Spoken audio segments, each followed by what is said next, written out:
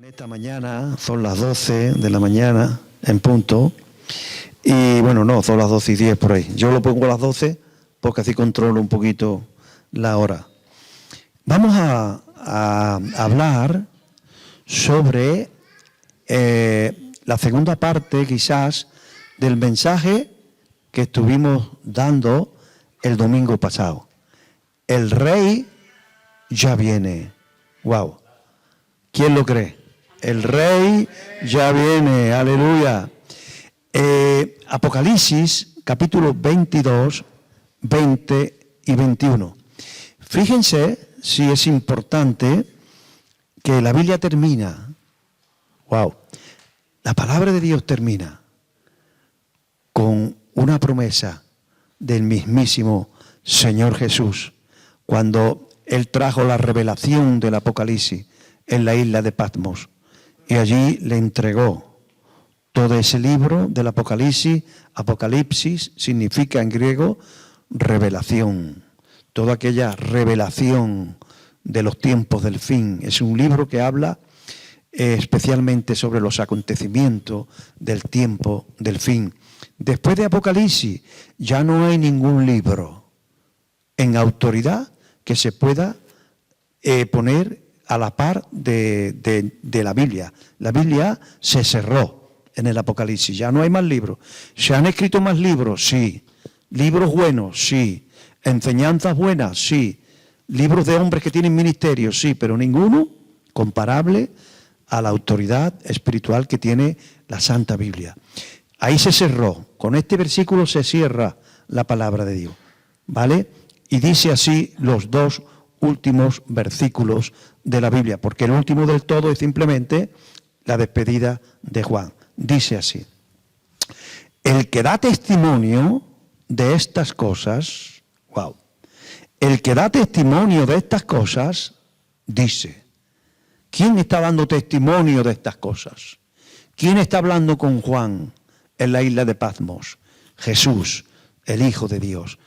El que da testimonio, Jesús, de estas cosas, dice, fin de la Biblia, ciertamente vengo en breve.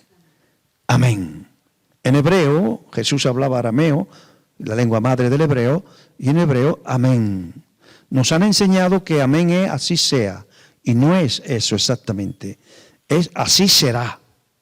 Así sea es como que uno quiere que eso suceda, no. Cuando un judío, un arameo decía amén, significaba así es, así será, así va a ser. No así sea, como una rogativa, no. Así será. Y Jesús mismo dice amén. Jesús mismo dice, el que da testimonio de estas cosas, dice esto. Él mismo dice, ciertamente vengo en breve, así va a ser. Wow. Y entonces Juan, que es un representante de todos nosotros en ese contexto, que es un representante de toda la iglesia, de todos los tiempos, dice, sí, ven, Señor Jesús. Wow. Y el versículo 21 dice, la gracia, ahí, este es el último texto de la Biblia, el último versículo, la gracia de nuestro Señor Jesucristo sea con todos vosotros. Así será, así va a ser. Wow. Entonces Jesús se despide de la Biblia, de la palabra de Dios, termina la palabra de Dios, culmina la palabra de Dios con diciendo, es una promesa, es la última gran promesa. Ciertamente vengo en breve. Si esto lo dijo Jesús hace 2000 años, ciertamente vengo en breve, nosotros podemos decir, después de 2000 años, ya, wow, ciertamente vengo en breve. La esposa y el espíritu, dice, esto está unos versículos antes, la esposa y el espíritu dice, sí, ven, Señor Jesús. Estamos expectantes. Y ahora sí vamos a entrar en lo que estuvimos dando el domingo pasado, porque para entrar en el mensaje de esta mañana hay dos secuencias. en la vida de Jesús, que Él nos regala desde uno de los montes más sagrados de la Tierra Santa. La Tierra Santa está llena de montes. Montes, wow. Al Señor, por lo visto, le gustan los montes. Al Señor le gustan los montes, porque hay montes estratégicos en la historia bíblica. Hay momentos cruciales en la historia de Israel. Hay momentos cruciales en la historia del cristianismo. Y sucedieron en montes. Por ejemplo, cuando Dios le dio las tablas de la ley a Moisés, ¿dónde se las dio? En el monte Sinaí. Cuando Jesús murió en la cruz del Calvario, que es el evento más trascendental de la historia, ¿dónde murió? En el monte Gólgota, en el monte Calvario. Hay montes estratégicos. El monte Carmelo, que con la peña de Oré, allí con el monte, el pico más alto del monte Carmelo, el monte de Oré, donde Moisés golpeó a la roca, salió agua para todo el ganado. Monte, siempre parece que Dios ama los montes y que Dios tiene algo especial y Él quiere hacer. Muchas veces Él predicaba en el monte. Desde un monte se sentaba y la gente rodeaba en la montaña y Él le predicaba. Quizá por la acústica que esto tenía hace miles de años. Y dos grandes acontecimientos o dos grandes secuencias, dos grandes enseñanzas que Jesús nos dejó en los últimos momentos de su vida, hablando sobre su segunda venida. El pueblo de Israel sigue esperando la primera venida, sigue esperando al Mesías prometido, sin saber que ya vino y que lo mataron, y que resucitó, y que ascendió y que va a volver otra vez, pero va a volver ya como Mesías reinante. Y Jesús nos dejó desde uno de los montes más sagrados en la historia de Israel, la historia bíblica, desde el monte de los olivos. Wow. Es un monte muy, muy, muy especial.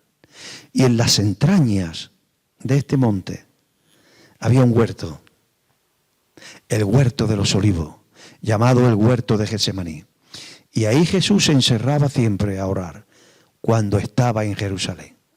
Jesús tenía lugares que Él escogía donde Él acostumbraba a orar. Y esto, hermano, no es doctrina. La Biblia no dice, te mando que te busque un lugar donde orar. No, pero es una referencia. Porque la Biblia habla a veces por doctrina y la Biblia habla por referencia. ¿Qué es una referencia? Una referencia es una conducta de un personaje bíblico que tiene autoridad moral para darnos referencia. Y no hay nadie con más autoridad moral que Jesús.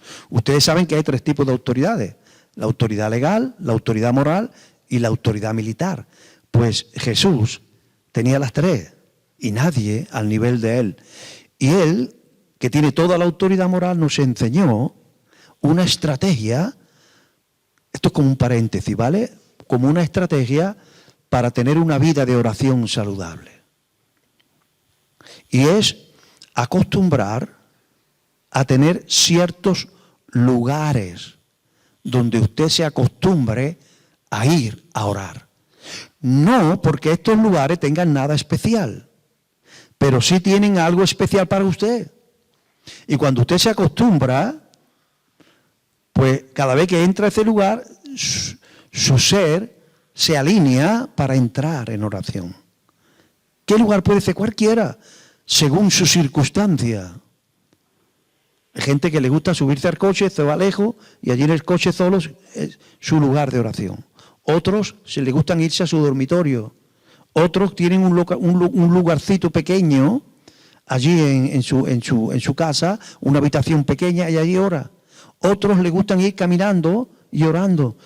Búsquese usted la forma, pero busque lugares en su vida donde orar. Yo tengo varios. Yo cuando llegué aquí tenía uno allí en lo que le llaman la mella. Los de Jaén sabe que digo, la mella, donde tú subes y el castillo se ve abajo. La mella, tú subes y el castillo se ve abajo. Hace años que no voy, pero lo primero yo venir aquí, me gustaba irme allí. Y hay que ir con el coche, después dejarlo, subir andando. Lugares donde tú... Ahora últimamente me gusta irme a la asociación, cuando está cerrada, apago las luces, cierro la puerta y allí me pongo a orar, nadie me molesta. Lugares, búsquese lugares para usted orar. Y en ese monte de los olivos, él tenía, en la falda del monte, había un huerto, el huerto de Getsemaní, profético. Y allí él entraba a orar, en aquel monte de los olivos. No quiero hablarles esta mañana sobre la vida de oración, pero sí dos secuencias desde el monte de los olivos. Una, lo que estuvimos dando la semana pasada, la conversación que tuvieron los apóstoles con Jesús el martes de la Semana Santa. Semana Santa entre comillas. El domingo entró Jesús a Jerusalén. El lunes el domingo por la noche se quedó a dormir siempre, ¿dónde? En una aldea, en Betania, en casa de sus tres amigos, Lázaro, Marta y María. Siempre que Jesús estaba en Jerusalén, él no se iba a un hotel y no. Él se iba, le gustaba mucho esa casa, estar ahí. El lunes, por la mañana, se va a Jerusalén. Estamos hablando del lunes de la Semana Santa, ya viene la Semana Santa, entre comillas, ¿vale? No es bíblico celebrar la Semana Santa, pero bueno, si la celebran, podemos aprovechar para hablarle a la gente de la pasión de Jesús, que siempre es bueno predicar la palabra. Y el lunes él fue a Jerusalén y allí echó a los cambistas del templo. Por la noche van para dormir a Betania y encuentran la higuera. Esto es muy importante, porque lo vamos a ver en esta mañana. Encuentran la higuera, una higuera que en los tiempos de Jesús era una higuera que en el tiempo ese de la Pascua, el Pesaj, para los judíos, se sigue celebrando hoy. Hace ya 3.500 años que el Señor instituyó la Pascua. Para nosotros ya no tenemos que celebrarlo, porque celebramos la muerte y la resurrección de Jesús comiendo el pan y el vino. Pero la Pascua se celebra siempre en Jerusalén el 14 del mes de Nisán, que no coincide siempre la misma fecha, porque nosotros tenemos el calendario greco-romano o el calendario gregoriano, y es un calendario solar. Mientras que los judíos tienen un calendario lunar y solar, una combinación. No nos metemos ahí porque si no, la clase sería sobre el calendario lunar hebreo. Pero la Pascua se celebra después del equinoccio de primavera, que eso sabemos todo cuándo es, casi siempre coincide el 21 de marzo, 20-21 de marzo.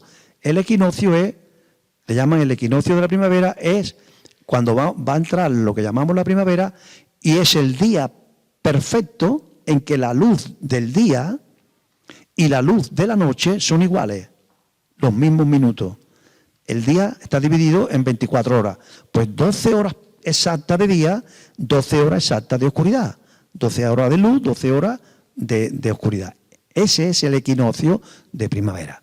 Cuando llega ese día, el equinoccio de primavera, entonces, como el calendario de ellos es lunar, cuando llega la primera luna llena, ese día se celebra la Pascua, que es el día exacto, por el calendario lunar, que los israelitas salieron de Egipto. Y fue cuando Dios le dijo a Moisés que instituyera la Pascua, el Pesaj, y se comían el cordero con pan ácimo, pan sin levadura, etcétera, etcétera, etcétera. Pues 1500 años después de la salida de Egipto, cuando Jesús va a morir, Jesús entra en Jerusalén el domingo antes de la Pascua. La Pascua, el 14 del mes de Nisán, sería el jueves. El domingo entra, la gente lo recibe con las palmas en la mano, etcétera, etcétera. El lunes echa a los cambistas del templo y cuando regresan para dormir en Betania, ven la higuera. Y Jesús tiene hambre. Escucha esto que es muy importante, que se quedó en el aire el domingo pasado. Él tiene hambre. Es un acto profético. Te lo digo para los que se escandalizan. Oye, que Jesús, ¿por qué maldijo una higuera? La tomó con la higuera Jesús. Es un acto profético. Él fue a la higuera con hambre. Wow. Y era el tiempo en que las higueras no tienen fruto. Pero ese tipo de higuera que hay en Jerusalén, aun cuando es el tiempo que no tienen fruto, resulta que buscando entre las hojas hay algún fruto. Fuera de tiempo esta higuera echa algunos higos, no muy grandes, pero echa algunos. Y entonces Jesús tuvo hambre y se acercó para saciar su hambre, su apetito. Y muchas hojas. Y buscó por las hojas, venga. Pedro, échame una mano. Buscando. Y no sé si le echaron una mano o no, pero no encontraron nada. Y Jesús, el lunes, por la noche, yendo para Betania, maldice a la higuera. Duermen en el hogar de Betania y el martes, por la mañana, regresan a Jerusalén. Y entonces ven los apóstoles la higuera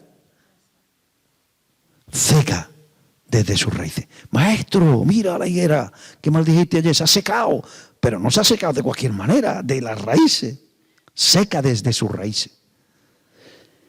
Atento a eso, porque en la predicación que él le da en el monte de los olivos, dice, de la higuera, aprended la parábola, porque hoy vamos a hablarle, si da tiempo, de 7 señales. Yo traigo 7 señales de que el tiempo ya no es en breve, sino a las puertas. Donde hay un arcángel que está en el cielo con una bocina, lo que en hebreo es un shofar, que es esto, pero gigantesco. Esto es un shofar, esto es auténtico, esto es de Jerusalén. Me lo trajo un amigo mío que conocí en la televisión cristiana, estábamos allí ministrando y se hizo un poquito amigo mío, no mucho, un poquito, porque no dio tiempo. Y este hombre lo traje a Jaén. Y este sofá era de él. Y él tocó este sofá en la catedral. Y mirando al suelo, mirando al cielo. Un shofar. Esto es un instrumento de guerra poderosísimo. Cuando los sacerdotes tocaron el shofar delante de Jericó, el último día, las murallas se cayeron automáticamente. Y el pueblo de Israel venció al reino de Jericó. Esto es un instrumento de guerra. Pues la Biblia dice que en el arrebatamiento nadie verá a Jesús, pero un arcángel poderoso tocará la trompeta y se oirá el sonido del shofar en el mundo entero. No es fácil tocar esto. Los labios hay que ponerlo de cierta manera para que haga resonancia, por eso no lo toco, porque me hace ridículo. Pero te imaginas un arcángel poderoso tocando el shofar.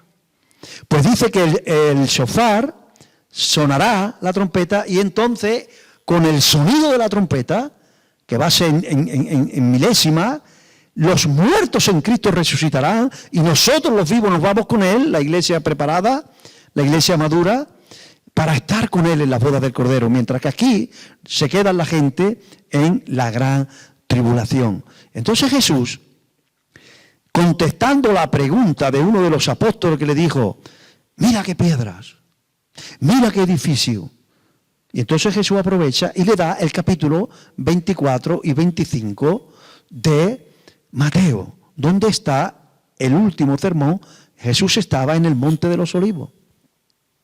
Jesús está en el Monte de los Olivos y les regala ese sermón del capítulo 24 y 25. Mira, si tú vas hoy al Monte de los Olivos, yo quiero ir, no sé si el Señor me lo concederá, vale 3 o 4 mil euros el viaje, ida y vuelta, y hospedarse allí, pero yo quisiera estar allí. Mira, si tú vas hoy al Monte de los Olivos y te sientas más o menos donde estaba sentado Jesús, ¿sabes lo que se ve? Esto se ve, figura número 1. Eso es lo que se... No, esa no es, esa es la 2. Muy importante, Matías, muy importante. Vas bien, Matías. Un aplauso para Matías, me cacho en la máquina. Esto es lo que usted ve, esto es real, esto es actual. ¿Vale? Esa es la mezquita de Al-Aqsa. Esa pequeñita que está abajo a la derecha, la de la cúpula dorada, no es una mezquita, es la roca. Es un lugar, el tercer lugar sagrado para el pueblo árabe. ¿Sabe quién gobierna eso? Eso está en el corazón de Jerusalén. Eso es la explanada del templo. Ahí estaba el templo de Salomón. Ahí estaba el templo de Herodes, que fue el que visitó Jesús. Ahí en esa mezquita. Pero hoy no está el templo. Hoy está eso. La mezquita de Al-Aqsa. Es el tercer lugar sagrado del pueblo musulmán. Y ahí Jesús predicó el sermón. No me voy a meter ahora en lo que significa que esto esté ahí. Eso lo está gobernando los árabes. Es uno de los decretos que se hizo después de la guerra de los 6 días, en junio de 1967. Wow.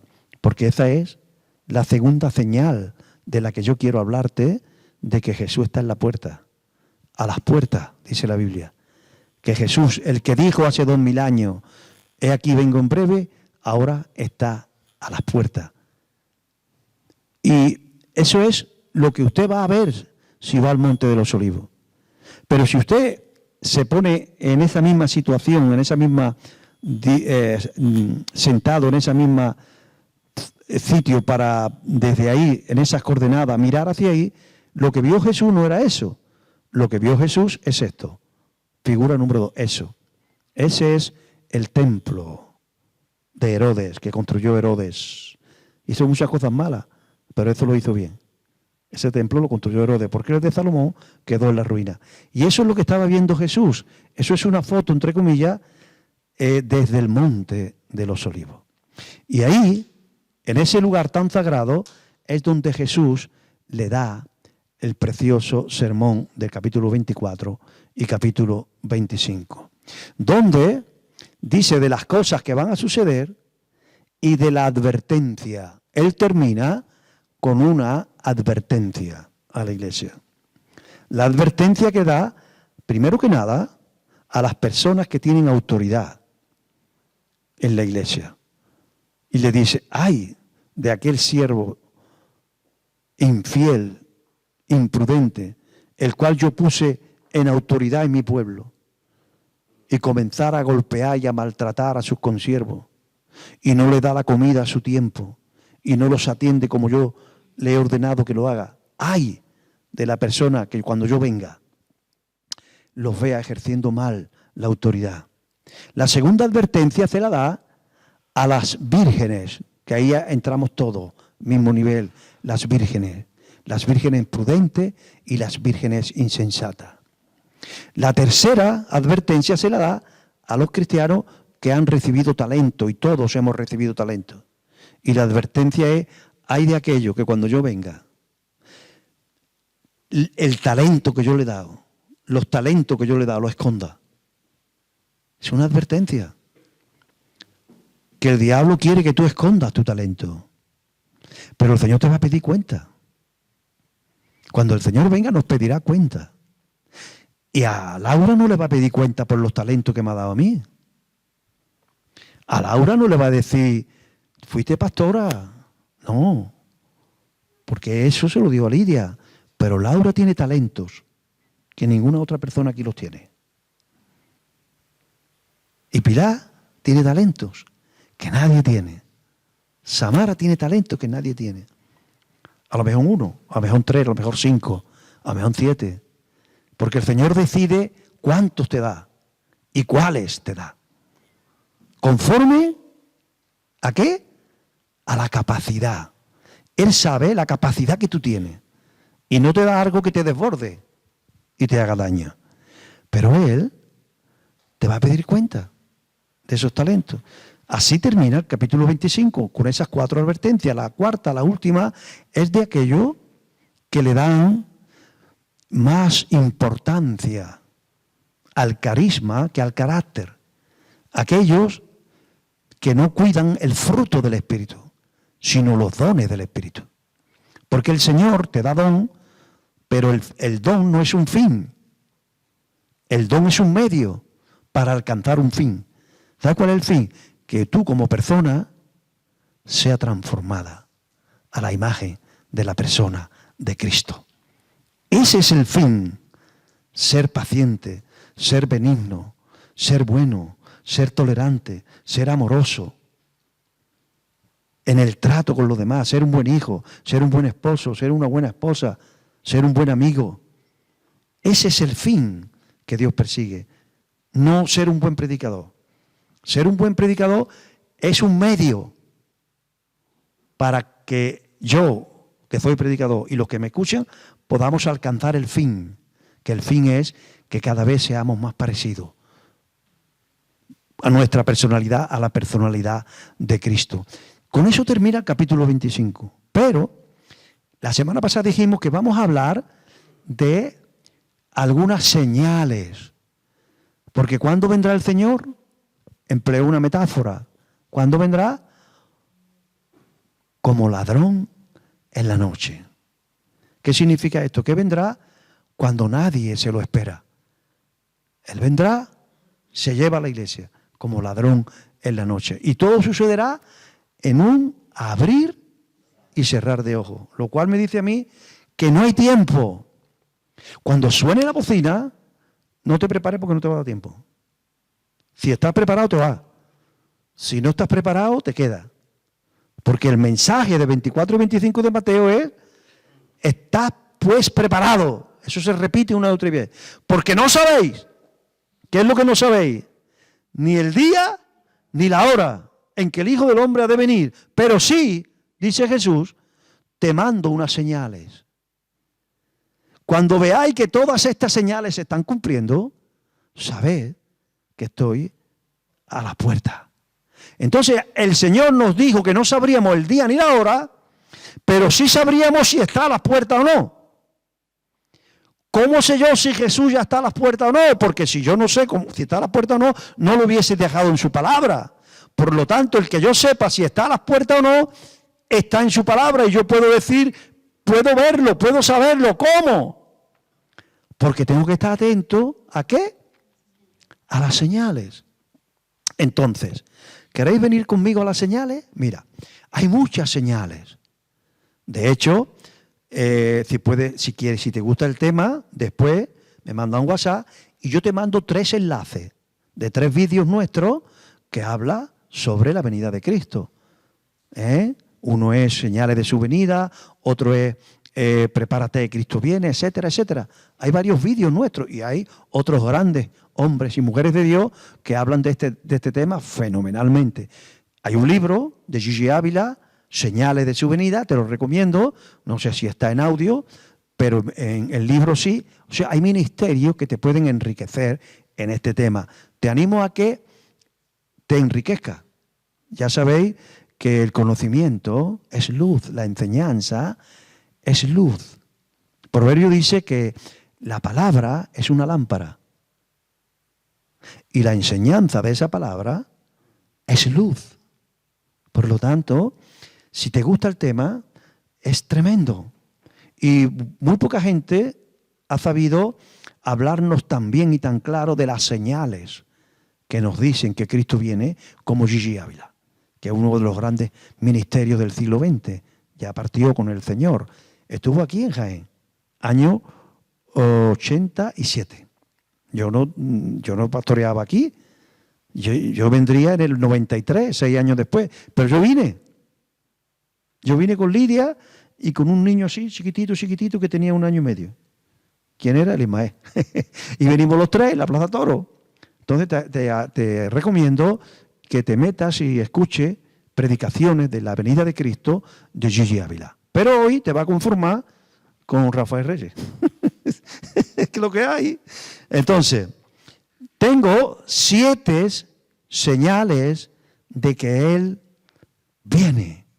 Te voy a demostrar por la Biblia, siempre en el sermón que Jesús nos dejó en el Monte de los Olivos, 2 días antes de la Pascua. Señal número 1, Mateo 24, 32 y 33.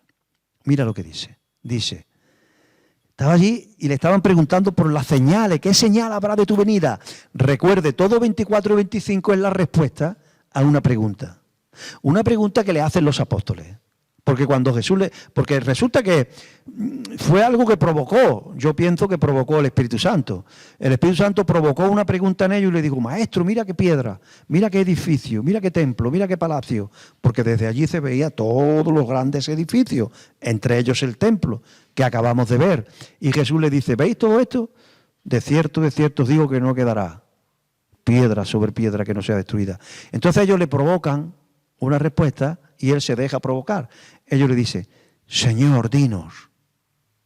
Recuerden, martes, faltan 2 días para la Pascua. Jueves Santo, Jesús es entregado y a la mañana siguiente muere. Y ellos sabían ya, porque él se lo había dicho, me voy, me quedan unos días, faltaban 2 días. Y él le dijo, como Jesús no paraba de hablar de su segunda venida, ellos le dicen, dinos, ¿cuándo serán estas cosas? Y sobre todo, Señor, dinos, ¿qué señal habrá de tu venida? ¿Qué señal? Porque ellos eran tan ignorantes, entre comillas, que se creían, yo los entiendo, a mí me hubiera pasado lo mismo, que era cuestión de meses, que él iba a morir y a los 6 o 7 meses regresaba, o de años, y ya está. Y han pasado 2000 años. Y ese que dijo, vengo en breve, todavía no ha venido. Pero él les dijo, ¿queréis algunas señales? Ahí tenéis. Y entonces en Mateo 24 y 25 tenemos algunas señales. Primera señal, la restauración de la higuera. Mira, la higuera es el símbolo, todas las naciones tienen un símbolo, algunas tienen varias. Francia, el símbolo de Francia es un gallo. El símbolo de España creo que es un toro, el toro de Borne. El de Estados Unidos creo que es un... ¿Es quién? El águila, muy bien. Todas las naciones tienen un símbolo, ¿vale? Entonces, ¿cuál es el símbolo de la nación de Israel? La higuera. Es el símbolo de la nación de Israel. En la Biblia, Israel es la higuera. Y Jesús, cuando él maldice la higuera, es un acto profético. Porque cuando él tiene hambre y visita la higuera, entonces él ve que la higuera no tiene fruto. Y con un enojo santo se enoja contra la higuera.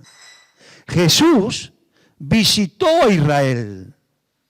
A lo suyo vino y los suyos no le recibieron. Al pueblo de Israel vino y él vino con hambre, con deseo de encontrar fruto. El Hijo de Jehová venía a visitar a Israel. Y venía a visitarlo no de cualquier manera, venía a visitarlo en carne. Por eso él lloró sobre Jerusalén y dijo, ay Jerusalén, Jerusalén, que matas a los profetas y apedrea a los que te son enviados. Si al menos hubieses conocido el día de tu visitación. Te he mandado profetas, te he mandado mensajeros, los has matado, los has apedreado, los has rechazado, y ahora me hago carne y vengo yo. Si al menos hubieses conocido el día de su visitación, cuando Jesús se acerca a la higuera para comer fruto, es un acto profético de cuando Él se acerca a Israel para dar fruto. Israel atrajo sobre sí mismo la maldición de Dios. Porque cuando uno desecha lo que Dios te envía, cuando uno mata y apedrea, ellos atrajeron sobre sí mismo. Porque cuando Pilato, sin él saberlo, le da la opción, y eso lo había movilizado Dios, le da la opción y le dice, os voy a soltar a uno. En el día de la Pascua, os voy a soltar a uno. Pueblo de Israel, me apetece soltaros un preso. Y tengo dos. Aquí tengo a Barrabás y aquí tengo a Jesús. ¿A quién queréis? ¿Qué gritó la chusma? Perdón por lo de chusma. A Barrabás, a Barrabás, a Barrabás. ¿Y qué hago con Jesús? crucifícale, crucifícale, crucifícale. Y su sangre sea sobre nosotros, sobre nuestras cabezas, sobre nuestros hijos, sobre nuestros descendientes. Ellos atrajeron la maldición. 30 años después, porque Jesús murió en el año 30 y tanto, 30 o 40 años después, en el año 70, la nación de Israel, por la maldición que ellos mismos atrajeron sobre ellos, quedaron secas. La nación de Israel se secó como nación. Vino el imperio de Roma, vino el general Tito y el general Vespasiano y asoló Jerusalén y asoló la nación de Israel y quedó destruida como nada. Hermano, desapareció como nación en el año 70. La 10ª, a ver si la recuerdo, la 10ª legión. Una legión son 25.000 soldados. Y 25.000 soldados profesionales de Roma invadieron Jerusalén, invadieron Israel y quedó asolada. Desapareció. La higuera, ¿qué le pasó? Se secó. Y fueron esparcidos por toda la faz de la tierra. Hasta el punto que llegaron hasta aquí, hasta Jaén. Aquí habían varios miles de judíos. Aquí había una judería. La calle Santa Cruz, ahí en la Magdalena. Yo conozco todo aquello, lo visito bien. Pues fueron esparcidos porque fueron secados como nación. ¿Pero qué dijo Jesús? ¿Queréis una señal de mi venida? De la higuera. Aprended la parábola. Eso lo dijo el martes. Por la mañana habían vuelto de Betania y habían visto la higuera seca. Y él le dijo, ¿queréis una señal de que yo estoy a las puertas? Vaya a ser malditos, vaya a ser esparcidos por toda la faz de la tierra. Como nación vaya a desaparecer, os vaya a secar. La higuera se va a secar. Pero cuando yo esté a las puertas de venir, sucederá el milagro. De la higuera aprended la parábola. Cuando la higuera otra vez esté tierna, cuando la higuera otra vez brote en las hojas, ahí yo estoy a la puerta. Pero Señor, después de 2000 años, ¿va a reverdecer la higuera?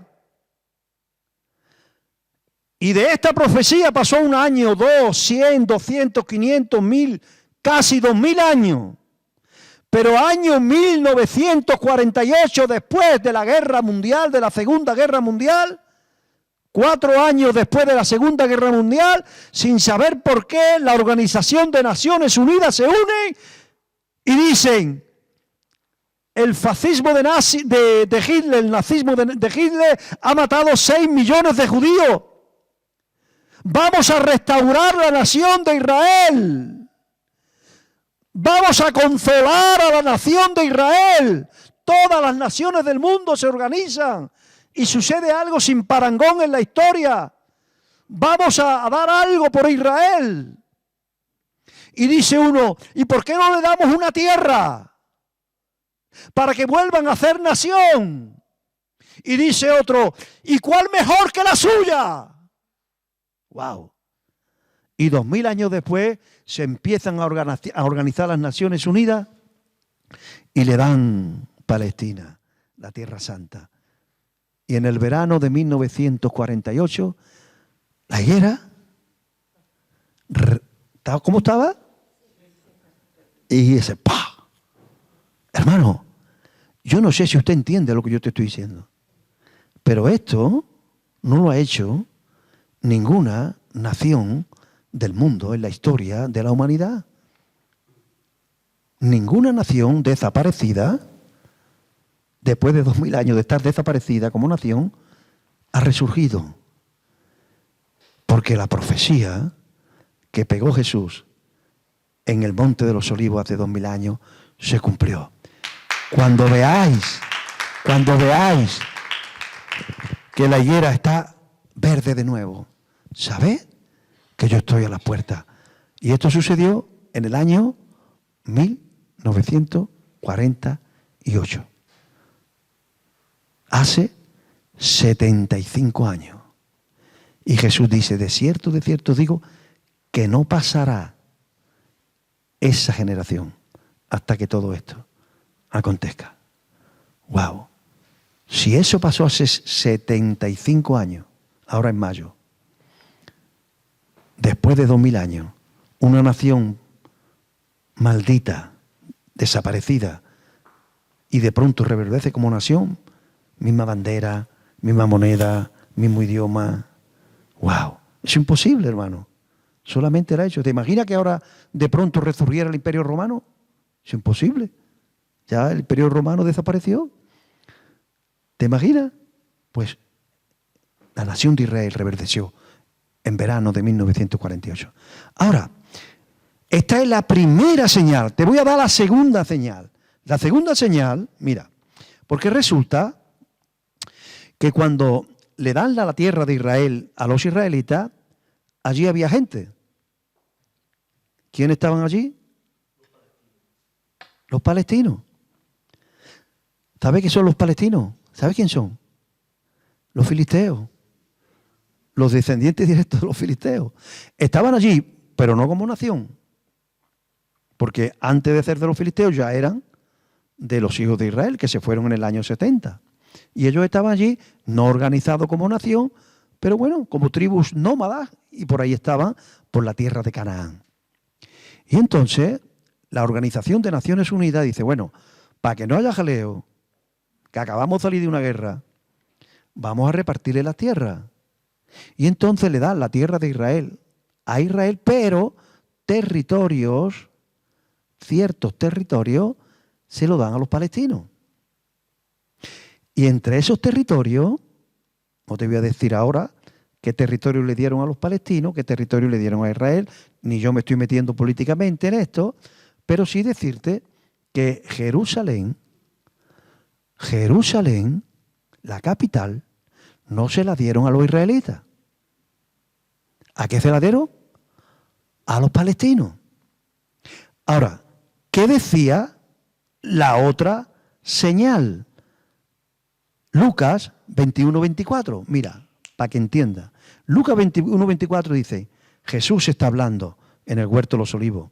Esto es lo mismo, lo que pasa es que lo está contando Lucas en vez de Mateo.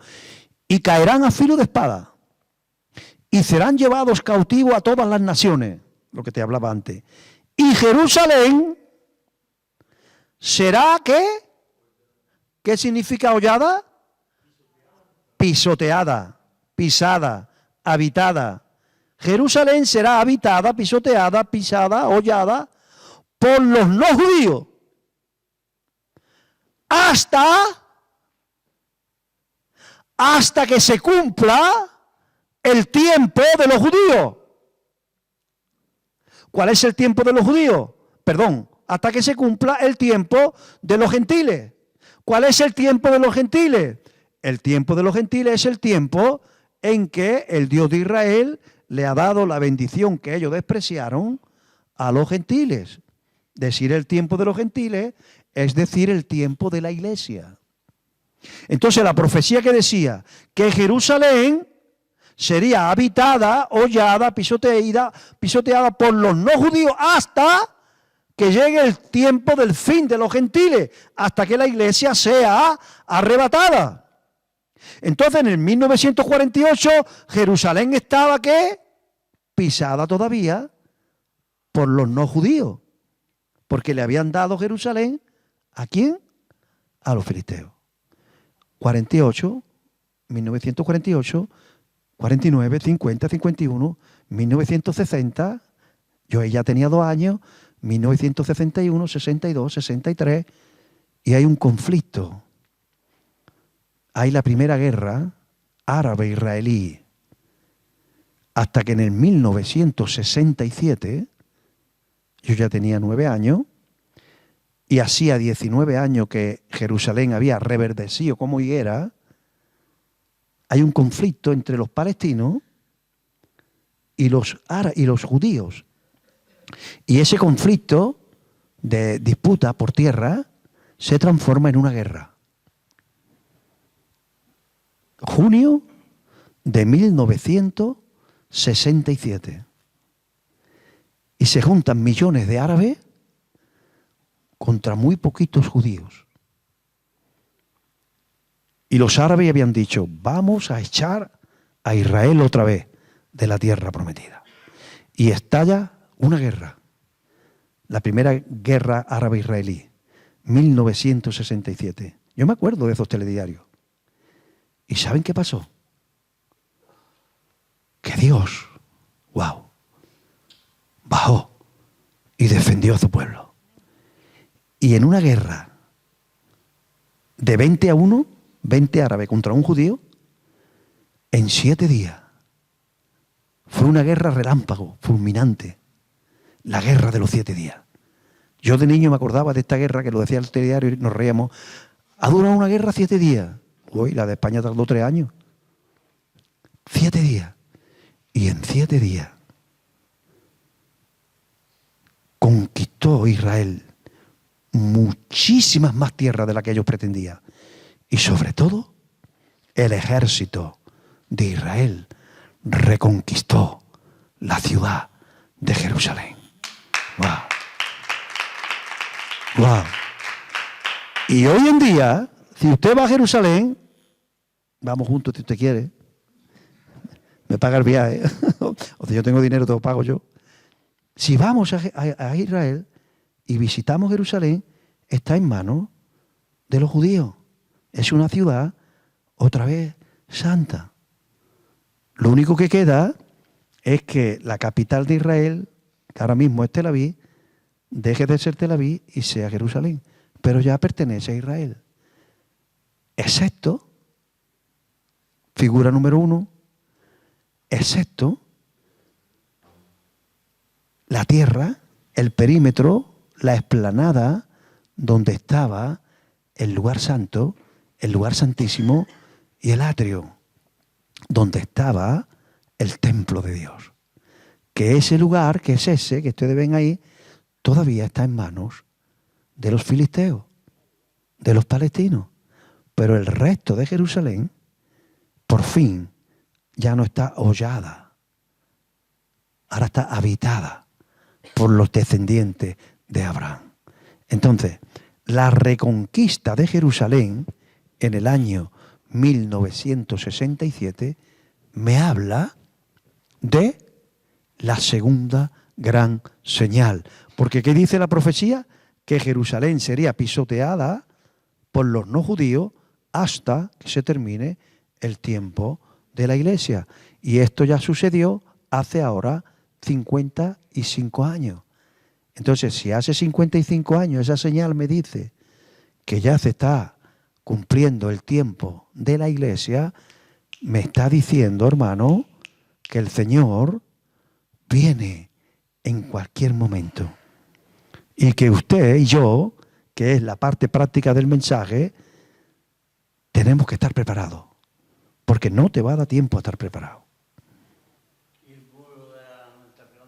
Ahí, eso vamos a hablarlo el próximo domingo, Paco, muy bien. Escuche, la parte práctica del mensaje. No tendrás tiempo a prepararte. Porque todo 24 y 25 de Mateo, el mensaje es este. ¿Estás preparado? Porque el Hijo del Hombre vendrá a la hora que no pensáis. Porque si el padre de familia supiera que hora iba a venir el ladrón, velaría, y no, vete preparando, Lidia, poquito a poco, velaría para que no fue robada la propiedad. Da tiempo, tenemos 10 minutitos más. Tercera señal. No voy... Mira, te voy a dar los versículos, pero tú los buscas, ¿vale? Porque quiero dar las 7 rápidamente, que me quedan 5 minutos. Mira, señal número 3. En Ageo 2:7 dice que Jehová hará temblar las naciones antes que venga el deseado. Y en Romanos capítulo 8, 21 y 23 dice que sería como la mujer que va a dar a luz.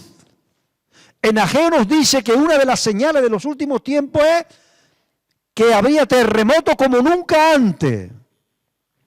Y en Romanos nos añade la revelación y nos dice que los terremotos de los últimos tiempos serán como la mujer que va a dar a luz. ¿Qué significa eso?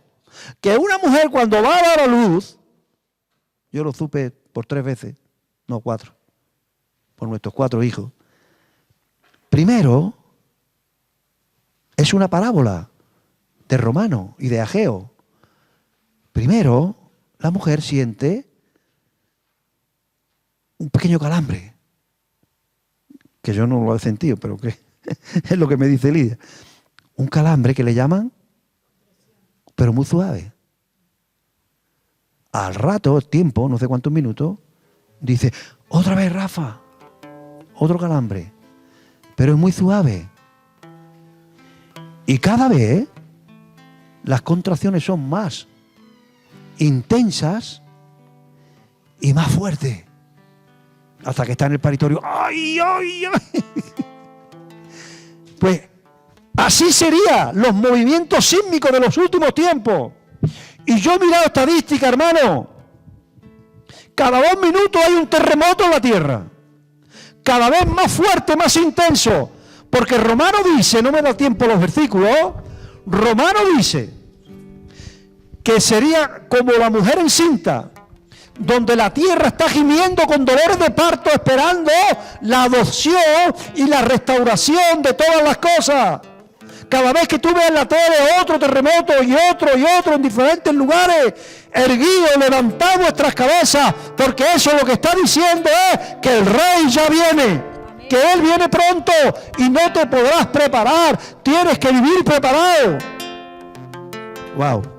¿Quiere otra señal? Esa sería la señal número 3. Mira, la señal número 4. Dice que se levantarían no reinos contra reinos solamente, sino que las guerras de los últimos tiempos, serían etnias contra etnias. En la Reina Valera usted leerá nación contra nación, pero nación, en su lenguaje de hoy, usted se cree que nación es España, es una nación. No, no. La palabra griega es etnias. Y la etnia es una genética. Es como una raza, como razas. Y dice que las últimas guerras de los últimos tiempos serán bloques de etnias. ¿Acaso no está confabulando Rusia y China? ¿Acaso Estados Unidos no está confabulado con la OTAN? ¿Acaso no está por otro lado la Liga Árabe? Son bloques de etnias. Y va a estallar, hermano, va a estallar, no sé cuándo, pero va a estallar. Y la gente estaría asustada por el bramido del mar y por las olas y por la expectación de las cosas que están sucediendo. ¿Quiere otra señal? No te voy a decir ni los versículos, luego le echa una foto a la libreta si quiere. Dice que sería como en los días de Sodoma y Gomorra o como en los días de Noé. ¿Sabe las características de los días de Noé cuáles eran? ¿Sabe las características de los días de Sodoma y Gomorra? Consumismo, materialismo, inmoralidad y violencia. Y la proliferación de la homosexualidad como opción sexual. ¿Sabe que los habitantes de Gomorra querían abusar y tener relaciones con esos varones que vinieron a Lot, que eran ángeles pero con apariencia de varones? Y sabe que Lot, en su ironía, en su barbaridad, él no sabía nada y dice, mira, no hacer esto, que son ángeles. Ahí tenéis a mis hijas vírgenes. Y dice Sodoma y Gomorra, no, los varones de Sodoma y Gomorra dicen, no queremos relaciones íntimas con tus hijas, queremos con los varones. O sea, la sociedad de Sodoma y Gomorra se caracterizaba porque la opción homosexual era la predominante. ¿Acaso no está sucediendo? En los días de Noé dice que estaría casándose y dándose en casamiento. ¿Qué significa dándose en casamiento? Significa tener relaciones fuera del matrimonio, como algo normal y optativo. ¿Acaso no es normal ahora no casarse sino irse a vivir juntos? Eso es darse en casamiento. ¡Wow! Con respeto, yo aprecio a todas las personas y le entrego el evangelio a todas las personas, pero el movimiento LGTBI te está diciendo que Cristo está a la puerta. Erguíos, levantad vuestras cabezas. ¿Quiere otra señal que se está cumpliendo delante de tus ojos? La Biblia dice que los hombres serían muertos por el gran calor. ¡Wow! ¿Acaso no se está viendo el calentamiento global? Al final del Apocalipsis, al final de la gran tribulación, dice que la gente moriría por ese gran calor. Y ni aún así se arrepentirían. La iglesia eso no lo va a ver. Pero sí lo que sucede, porque la Biblia dice que la iglesia ve principios de dolores. ¿Quiere otra? La Biblia dice que la gente estaría asustada por el bramido del mar. Porque el levantamiento global, el levantamiento del nivel del mar, motivado por el calentamiento global, la gente está asustada. Yo voy al puerto de Santa María, como voy poco, yo veo que el río cada vez está más para desbordarse. Se lo digo a mi hermano y dice, es verdad, no, los de aquí no nos damos cuenta, porque como lo vemos todos los días. Pero cuando yo me vine para acá, por lo menos 1 metro menos tenía el río. Y toda la ribera del río, del puerto, va a desaparecer.